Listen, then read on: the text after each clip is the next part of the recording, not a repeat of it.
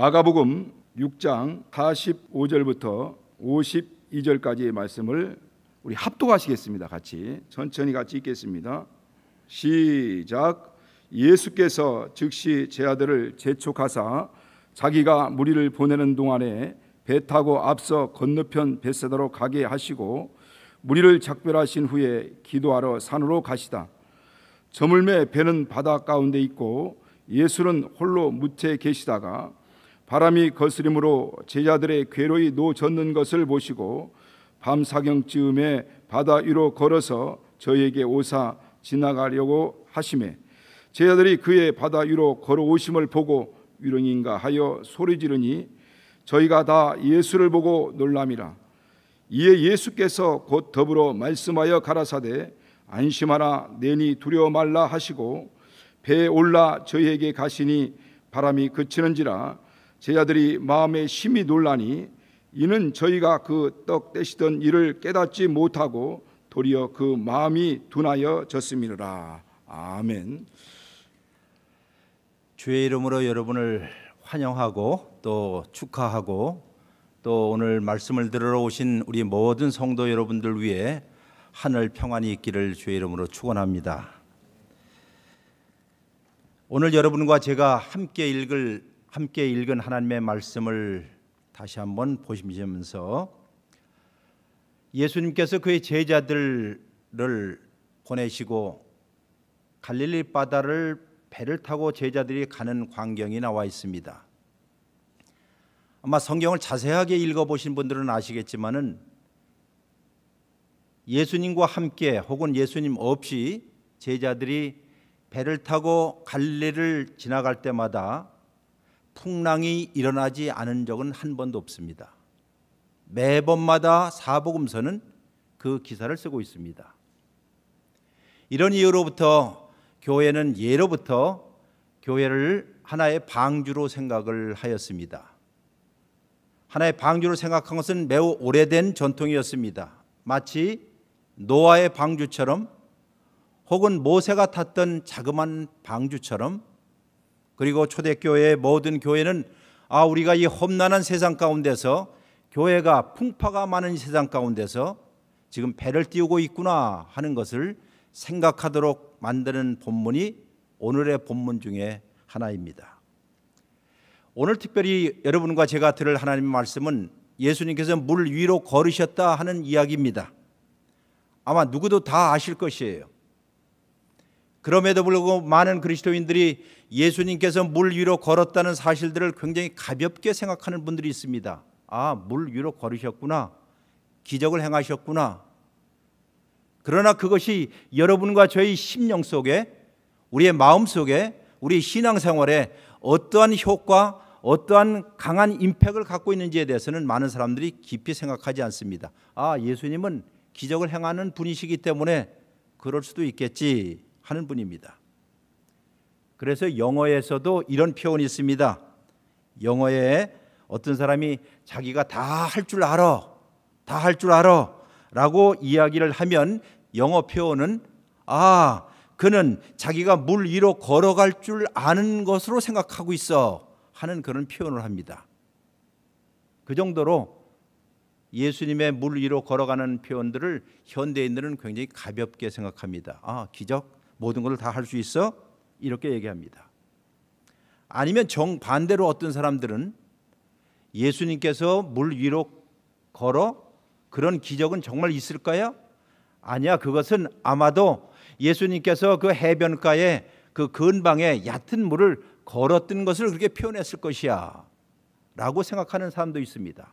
그러니까 두 가지가, 하나는 의심하는 자, 저런 기적은 전혀 있을 수 없어 라고 생각하는 사람이 있고, 한 사람은 그래, 예수님 기적하시는 분이지, 그러나 그 기적이 얼마나 심각하다는 생각을 하는 분들, 오늘 왜 성경에 이런 말씀이 있는지에 대해서 깊이 성찰하고 고찰하는 사람은 많지 않다는 뜻입니다.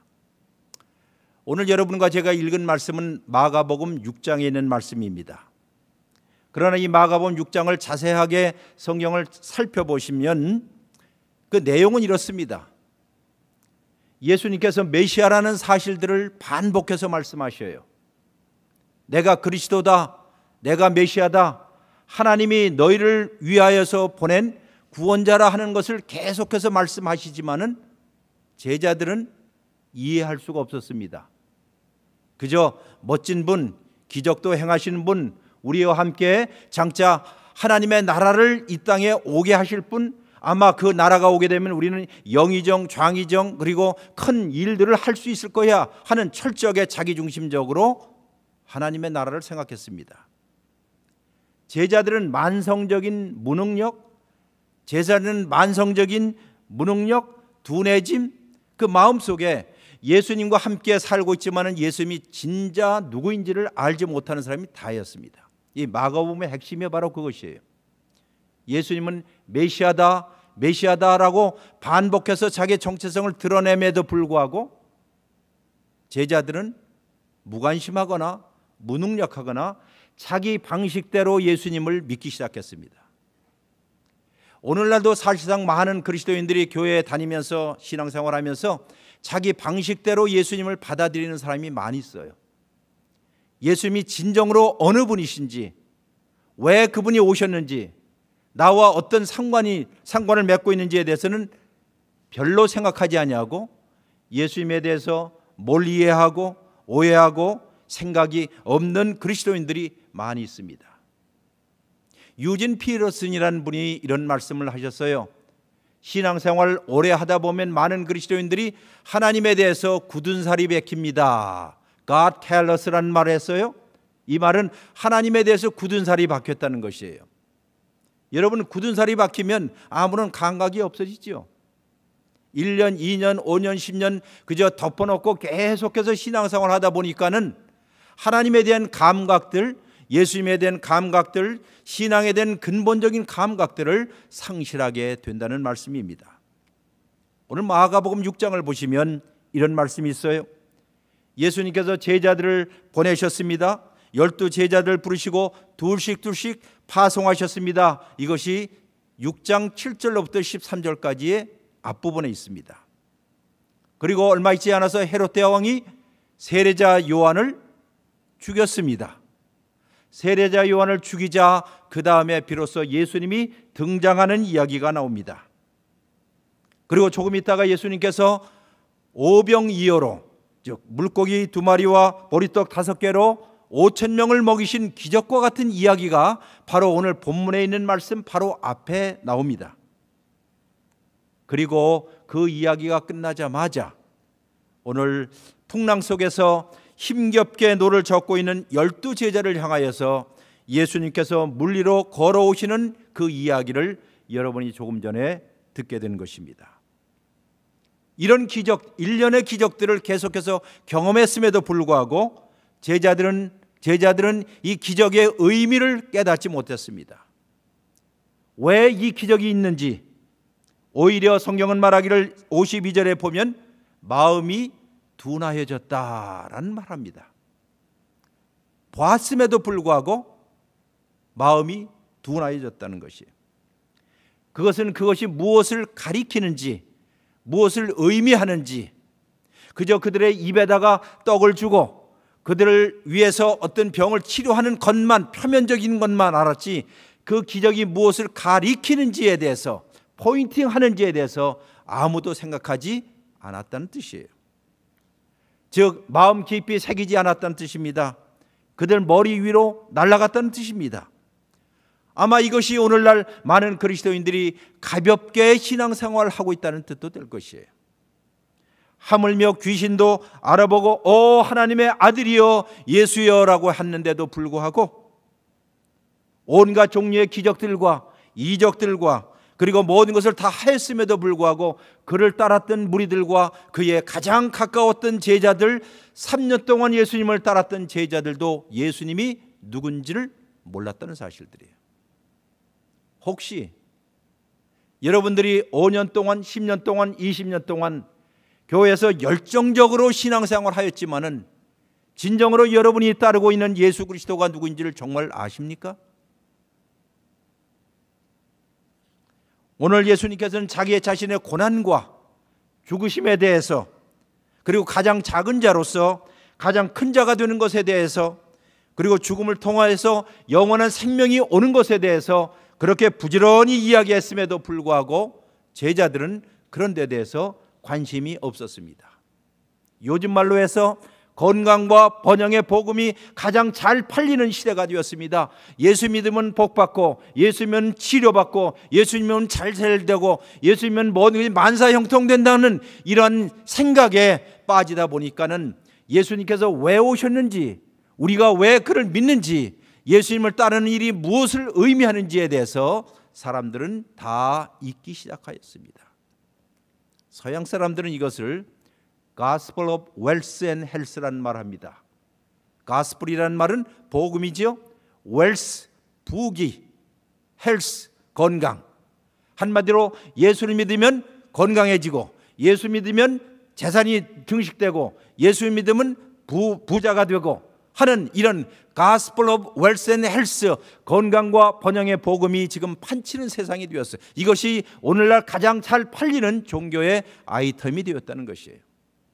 이것이 바로 제자들이 예수님을 따라다니면서도 자기 방식대로 예수님을 따라다닌 것이었어요.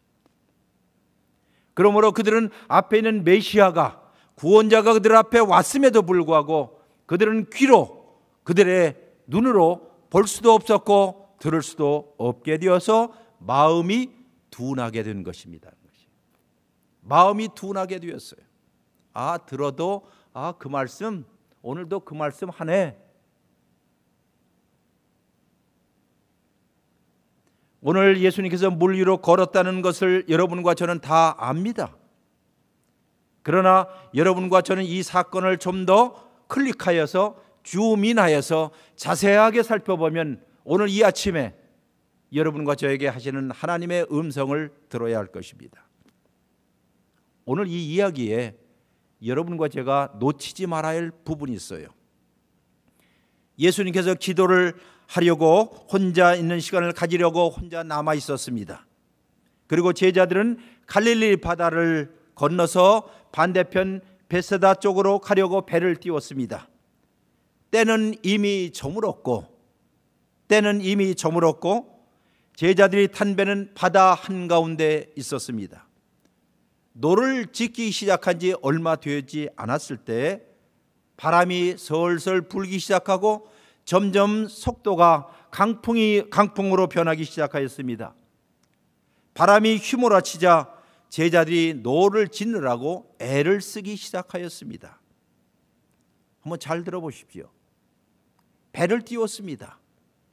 그들은 이 배가 순항할 줄 알았겠지요. 우리가 이제 모든 사역을 마치고 저 반대쪽에 가서 좀 휴식 좀 취하자라고 생각했을 것이에요. 그러나 배를 띄운 지 얼마 되지 않자 점점 먹구름이 오기 시작하고 바람이 불기 시작하고 미풍이 점점 강한 바람이 시작되었고 노를 지기 시작하는데 그들이 애를 쓰기 시작하였다라고 오늘 성경은 이야기하고 있습니다. 예수님께서는 세찬 바람과 폭풍과 사투하고 있는 그 제자들을 멀리서 바라다 보았습니다. 48절에 세차고 거친 바람이었습니다. 오늘 여기 성경에 보면 거슬러 부는 바람이라고 했습니다. 여러분 여기 성경 보면 거슬러 부는 바람 혹은 마주쳐 부는 바람, 한마디로 역풍이 불었다는 뜻이에요. 역풍. 마가는 시적인 표현으로 이렇게 표현합니다. 그들은 세찬 역풍에 죽을 힘을 다하여 노를 짓고 있었습니다. 바람이 거스름으로 제자들이 힘겹게 노를 짓고 있었습니다. 거스리는 바람에 대항하여 힘겹게 애를 쓰고 노를 졌습니다. 불리한 바람에 대항하여 힘겹게 노를 젓고 있었습니다. 이 말을 왜 할까요? 하는 것이에요. 이 말은 훗날 지금도 여러분과 제가 반복해서 들어야 할 구절입니다. 바람이 거셀고 역풍이 불 때 제자들은 살아남기 위해서 애를 쓰고 힘써서 노를 저었다는 뜻이죠. 바로 예수님은 고군분투하고 있는 이 제자들을 향하여서 새벽 몇 시요? 새벽 4시에 새벽 4시쯤이었습니다. 아시다시피 갈릴리 바다는 굉장히 큰 호수였습니다. 바다 이쪽에서 저쪽을 맑을 때는 저쪽까지 볼 수 있는, 그럼에도 불구하고 어마어마하게 큰 호수였습니다. 매우 절제된 표현으로, 그럼에도 불구하고 이것은 엄청난 폭풍이었고 제자들은 혼신의 힘을 다하여서 한 치 앞길도 나갈 수 없을 정도로 힘차게 애를 쓰면서 노를 저었습니다. 그런데 바로 여기에서 제가 성경을 읽으면서 고민한 부분이 나왔습니다. 아마 여러분들도 성경을 자세하게 보면 이 구절입니다. 48절 이런 말씀이 있습니다. 읽습니다. 제가 바람이 거스름으로 제자들이 힘겹게 노 젓는 것을 보시고 밤 4경쯤에 바다 위로 걸어서 그들에게 오사, 그 다음 무슨 말이 있죠? 지나가려고 하시매. 지나가려고 하시매. 바람이 거스름으로, 바람이 휘몰아침으로 제자들이 노를 젓느라고 애쓰시는 것을 보시고 예수님은 새벽 4시쯤에 바다 위로 걸어서 제자들에게 오셨다가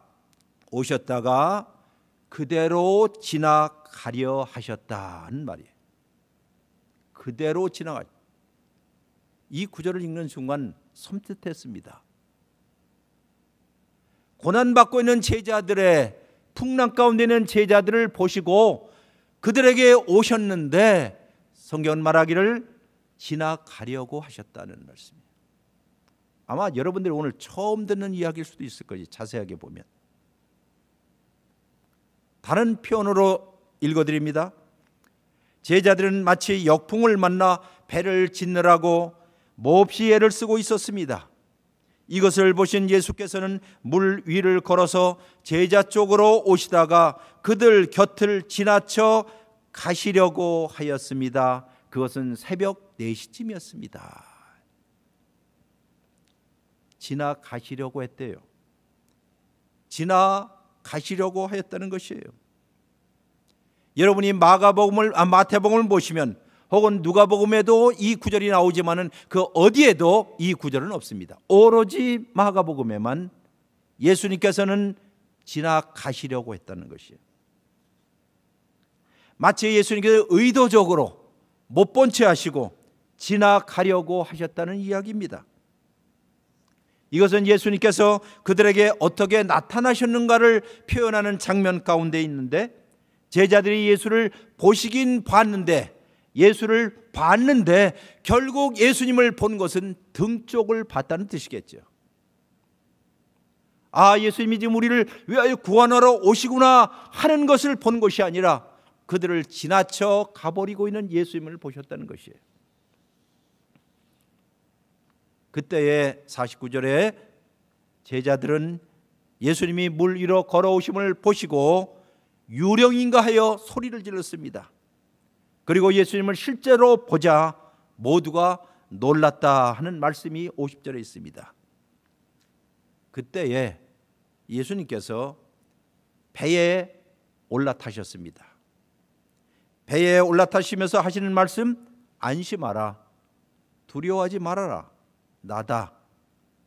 그러자 광풍이 그치게 되었습니다 하는 말로 오늘의 이야기가 끝을 맺습니다. 여러분들, 12 제자들이 다 예수님을 보고 놀랐습니다. 물론 놀랐어요.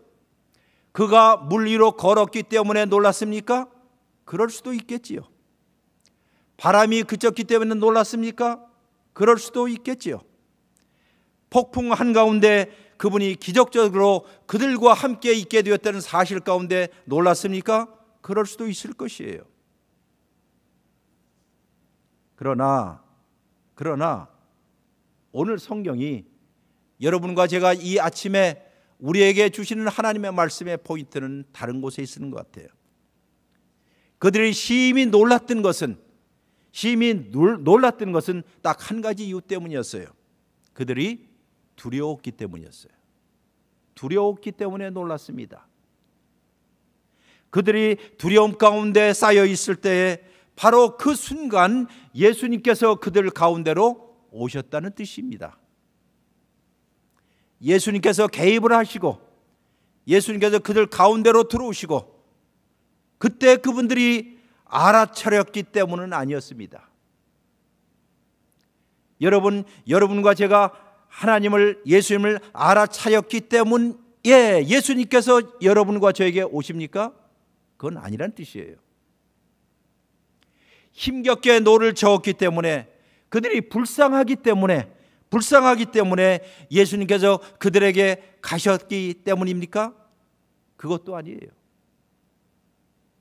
그들이 탈진했기 때문에 예수님께서 그들에게 가신 것도 아니었습니다. 그들의 배들이 앞으로 좀 더 나갈 수 없기 때문에 예수님께서 대신 그들을 위해서 노를 젓기 위해서 가신 것도 아니었습니다.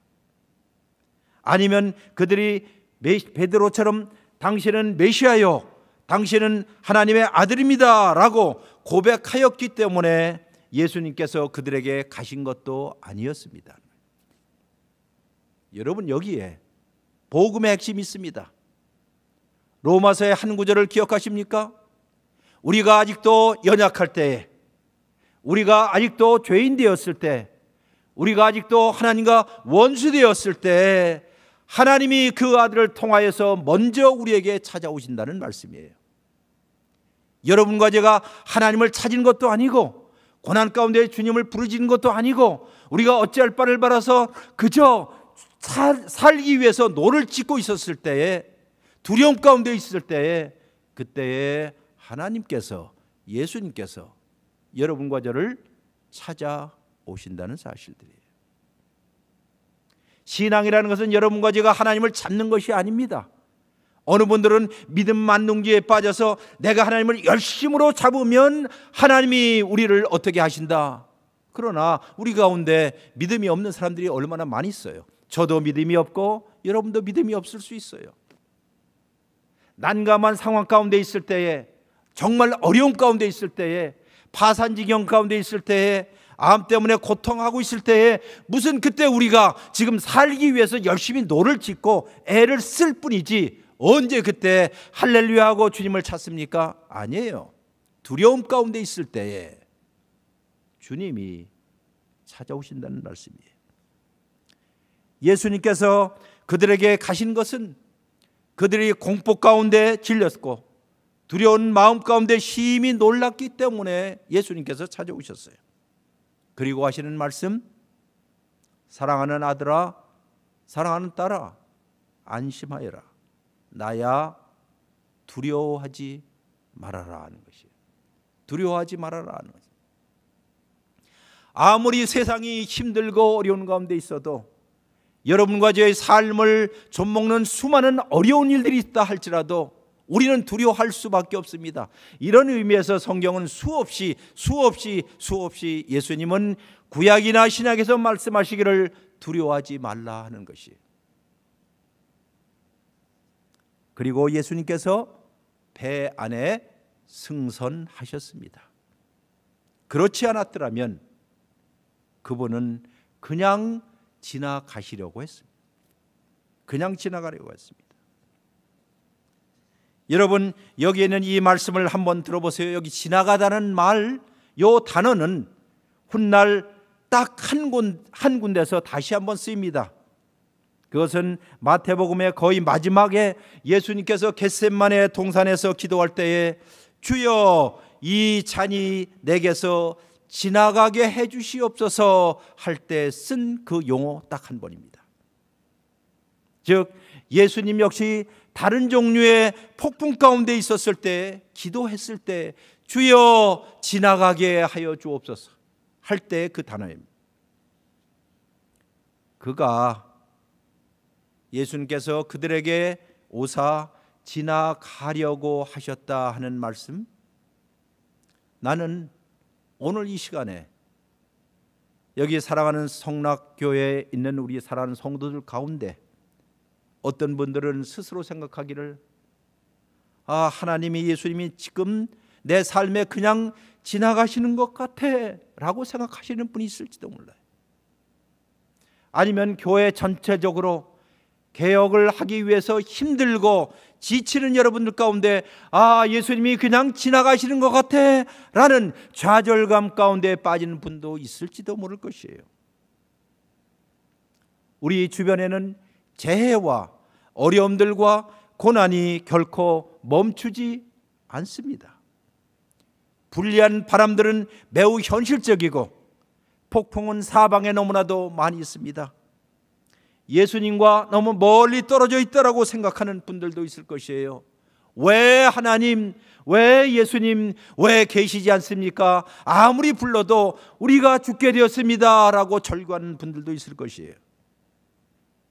실제 살다 보면 허리케인도 오지요, 홍수도 옵니다, 태풍도 옵니다, 지진도 옵니다, 삶의 해일도 옵니다. 예, 그렇습니다. 문자 그대로 그렇게 올 때가 있습니다.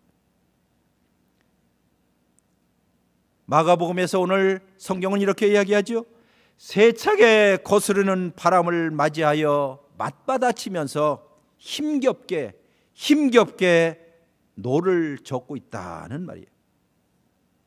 이런 시적인 표현은 여러분과 제가 폭넓게 좀 생각할 수 있는 기회를 제공합니다. 다시 말해서 우리의 삶이 그렇다는 것이에요. 우리의 인생이 그렇다는 뜻이에요. 우리가 신앙생활할 때 이런 일들이 있다는 뜻입니다. 아니면 예수님을 진정으로 따르기 위해서 제자 도의 길을 걷기 위해서는 이런 일들이 있다는 뜻이에요. 그리고 그 길을 가기 위해서, 신앙의 길을 가기 위해서, 올바른 길을 가기 위해서, 순례의 길을 가기 위해서, 삶의 길을 가기 위해서 피치 못하게 따라오는 폭풍과 어려움들, 거슬러 부는 수많은 불리한 바람들을 생각해 보라는 것이에요. 힘겹게 여러분 노를 짓지요. 살다 보면 문제 하나가 끝났다 싶으면 또 일어나지 않아요? 스트레스가 점점 가중될 때가 있지 않습니까? 아무도 여러분의 말을 귀담아 듣지 않거나 여러분을 믿지 않는다라고 느껴질 때에 여러분들은 소리치고 절규하고 열심히 애를 쓰면서 우리의 길을 젓지 않습니까? 아니면 우리의 사랑하는 사람이 경제적으로 또는 신체적으로 어려움을 당하고 있는 모습들을 볼 때 애처롭게 지금 노를 젓고 있구나 라고 생각하지 않습니까? 우리 모든 사람들은 어떤 의미에서 힘겹게 노를 젓고 있는 그리스도인일 때가 있어요. 교회에서뿐만 아니라 직장에서 주는 압박감 때문에 얼마나 스트레스가 많이 있습니까? 아니면 우리가 애타게 기르는 우리의 자녀들이 속을 썩일 때에 얼마나 많은 어려움을 겪습니까? 아니면 그렇게 오랜 동안 맺었던 친구 사이에 좋았던 인간관계가 어느 순간 깨어지고 풍랑 속으로 들어가는 것처럼 느껴질 때에 우리는 힘들어서 애쓰면서 노를 지어갑니다. 아니면 권력 잡은 자들이 여러분과 저에게 갑질을 할 때 우리는 힘겹게라도 노를 짓습니다. 아니면 결코 지나가지 않을 것 같이 보이는 끈질긴 슬픔 때문에, 가슴에 아린 슬픔 때문에, 괴로움 때문에 어찌할 바를 모르고 인생의 배를 짓기도 합니다. 어느 분들은 이 가운데서 힘겹게 노를 젓는 분이 있을 것이에요. 중독 때문에, 마약의 중독 때문에, 성적인 중독 때문에, 컴퓨터의 중독 때문에, 어떤 일들의 중독과 쉴 사이 싸움을 하면서 견디는 분도 있을 거예요. 앞으로 조금이라도 나가려고 쉴 사이 애를 쓸 때에 우리는 힘겹게 노를 짓는 것입니다. 암의 진단을 받았는데 이제 항암 치료를 6번, 7번을 해야 한다는 절박한 가운데 있어서 폭풍의 구름은 점점 다가올 때 한 치 앞이라도 앞으로 전진하기 위해서 애를 쓰는 분들, 우리 교우들 가운데 있을 것이에요. 우리의 어머니들, 우리의 아버지들 가운데 치매라고 하는 것이 점점 다가올 때 가족적으로 어찌할 바를 몰라요. 어찌할 바를 모르고 이 일을 어떻게 해결할 줄 몰라서 노를 젓는 분들, 열심히 애를 쓰면서 힘겹게 사투를 벌이는 분들도 있지 않겠어요? 힘겹게 노를 젓습니다. 대학 입학 절차에 불리한 바람 속에서, 아니면 군중 속에서 외롭고 고독함이 점점 커질 때에, 아니면 당신이 사랑하는 사람이 1년, 2년 동안 우울증 가운데 어찌할 바를 모를 때, 가장 가까운 사람에게도 이야기할 수 없을 정도로 절망적일 때에, 이때 우리는 무력함을 느끼면서 노를 짓지 않겠어요? 아니면 좀 더 크게 이야기한다면 이 세상과 이 세상의 문화와 이 시대의 폭동과 이 세대의 바람의 무서운 풍랑 가운데 속에서 여러분과 내가 굳건한 반석 위에 서 있다는 생각을 도무지 할 수 없을 만큼 내 신앙이 연약하다라고 느낄 때, 이때 예수님마저도 지나치는 것처럼 느낄 때인 말이에요. 오늘 성경이 바로 그 말을 합니다. 예수는 그들에게 오사 지나가시려고 하였다는 말이에요. 어찌 보면 이 말은 복음서 저자 자신의 인식일지도 모를 것이에요. 우리 자신들의 심각한 실체, 우리의 삶의 실체를 반영하고 있는 말일지도 모를 것입니다. 우리 인간성의 실체를 붙잡아 보려고 고뇌하는 말일지도 모릅니다. 여러분과 제가 하나님 앞에서 신앙생활을 하면서 이런 것 같아. 지금 예수님이 지나가는 것 같아. 예수님의 뒷몸만 보는 것 같아. 내가 혹시 유령을 잡고 있는 것인지는 몰라 라고 이야기할 수도 있을 것이에요. 그러나 여러분과 저는 압니다. 예수님을 믿는다고 해서 예수님이 모든 폭풍우를 다 잠잠케 하지 않는다는 것도 우리는 알 것이에요. 그럼에도 불구하고 우리는 한 가지 압니다. 예수님께서 오셔서 약속을 하십니다.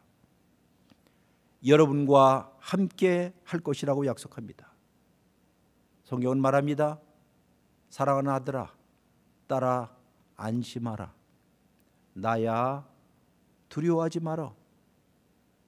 내가 너와 함께 있어. 여러분, 바람이 세차게 몰아칠 때에 갓난 아이를 한번 보세요. 미국에서 있었던 일입니다. 종종 제가 오랜 동안 외국 생활하면서 어렸을 때 우리 아이들을 자기 방에다 뉘어요. 그런데 미시간에서 엄청나게 큰 바람이 불고 폭풍을 번개칠 때 아이들이 깨서 놀랍니다. 그러면 달려가요. 그리고 아이를 품에 안습니다. 엄마가. 그러면 아이는 새끈새끈 다시 잠이 들어요.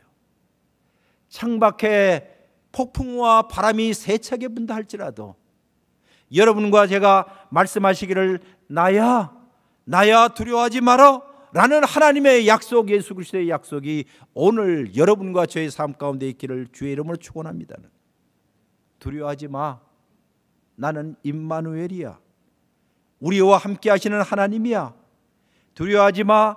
내가 세상 끝날까지 너와 함께 있을 것이야 라고 하셨던 그분, 그 약속을 여러분과 제가 끝까지 붙들고 우리의 마지막 순간까지 함께 걸어가는 신앙의 순례자들 다 되시기를 주의 이름으로 축원합니다는 것이. 우리는 매주 주일마다 여기 모일 때마다 우리 중에 누군가가, 여러분 옆에 있는 분 중에 하나가 힘겹게 노를 젓고 있는 분이라는 것을 알 것입니다. 자세히 들여다보면 여러분 자신이, 내 자신이 그런 사람일 것이에요. 정말로 삶과 신앙과 모든 것을 잘 지켜나가려고 애를 쓰고 있는 문제에 이르게 되면 우리는 그저 마지막 순간까지 힘겹게 노를 절 것입니다. 그러나 우리 가운데 정말로 죽을 힘을 다하여서 힘겹게 노를 짓는 사람은 꼭 기억할 것이 있어요. 그리스도께서 여기에 계시다라고 말해줄 수 있는 사람이 옆에 있어야 합니다. 여러분이 그런 사람이 되기를 바랍니다. 누군가가 옆에 풍랑 가운데서 노를 애써서 짓고 있는 분이 있으면, 그것이 암에 관한 일이든지 건강에 관한 물인지 재산에 관한 문제든지 자녀에 관한 문제든지 인간 관계에 관한 문제든지 무엇이든지 간에 고통 가운데 있는 형제들 자매들이 있으면, 아니 여기에는 목사로서 여기에 참 힘들게 노를 저어가고 있는 우리 성락교회에 있는 모든 여러분들에게 이야기합니다. 두려워하지 마십시오. 임마누엘 하나님이 여러분과 함께 계십니다. 여러분의 삶 가운데 함께 있습니다. 이것을 반복적으로 상기시켜 줄 수 있는 그리스도인들이 이 교회에서 많이 나오기를 바랍니다. 그리스도께서 지금부터 영원토록 함께 계시기를 주의 이름으로 축원합니다. 기도하겠습니다. 자비로우신 하나님 아버지, 감사합니다. 오늘 우리가 하나님의 말씀을 열고 이 말씀이 그러한가 하여 들었습니다. 때때로 애써 힘들게 노를 저어가고 있는 순간 주님께서 우리를 스쳐 지나가는 듯 보일 그 순간 우리는 절망할 수밖에 없습니다. 우리는 두려워할 수밖에 없습니다. 우리는 소리 지를 수밖에 없습니다. 바로 그때 우리의 두려움 가운데로 들어오시는 주님이시여, 우리 교회 가운데 들어오게 하여 주시고, 우리의 삶 가운데 들어오게 하여 주시고, 우리의 병 가운데 들어오게 하여 주시고, 우리의 파산한 심령 가운데 들어오게 하여 주시고, 우리의 깨어진 가정 가운데 들어오게 하여 주시옵소서. 주님과 함께 주님이 우리의 삶 가운데 승선하게 하여 주옵소서. 우리 역시 그분의 약속에 우리의 삶을 맡기고 두려움 없이 노를 젓는 그리스도인 되게 하여 주옵소서. 예수 그리스도의 이름으로 기도하옵나이다. 아멘.